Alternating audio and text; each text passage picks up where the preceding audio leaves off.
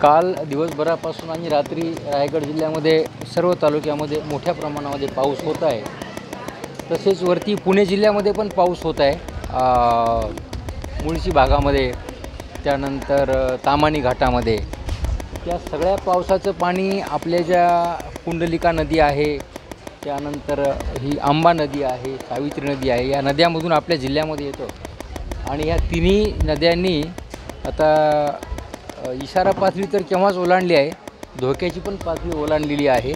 आणि त्यामुळे सर्व यंत्रणाही आपण सतर्क ठेवलेली आहे। ज्या ज्या ठिकाणी वस्त्यामध्ये घरामध्ये पाणी शिरण्याची शक्यता आहे, त्या सगळ्या ठिकाणी आपण अगदी वेळेमध्ये सर्वांना सूचना देत असतो, इशारा देतो। लोकांचं आपण आवश्यकतेप्रमाणे सुरक्षित ठिकाणी स्थलांतर करत आहोत। आणि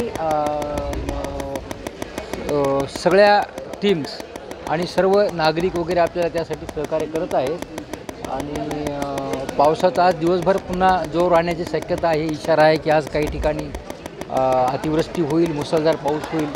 त्या दृष्टीने माझं सर्व नागरिकांना विनंती आहे की आपण स्वतःची काळजी घ्यावी, आपल्या कुटुंबाची काळजी घ्यावी आणि कुठली आपली जीवितहानी होणार नाही यासाठी त्यांनी दक्ष राहावं आणि सगळ्यांनी सहकार्य करावं। आम्ही जिल्हा प्रशासन, त्याच्यानंतर आपत्ती व्यवस्थापन यंत्रणा सर्वजण आहोत।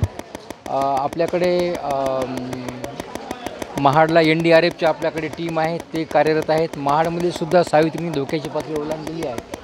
आणि सगळीकडे आपले आपदा मित्र पण आपण संपर्कात ठेवलेले आहे। ज्या ज्या ठिकाणी कुठे गरज पडेल तर त्यांना आपण वेळीच बोलावतो आणि तिथं त्यांचं आपण सहकार्य घेतो आणि आपण स्थानिकही लोकांचं सहकार्य घेतो। आणि आपण सर्व लोकांना आश्वस्त करतो की त्यांनी सुरक्षित राहावं।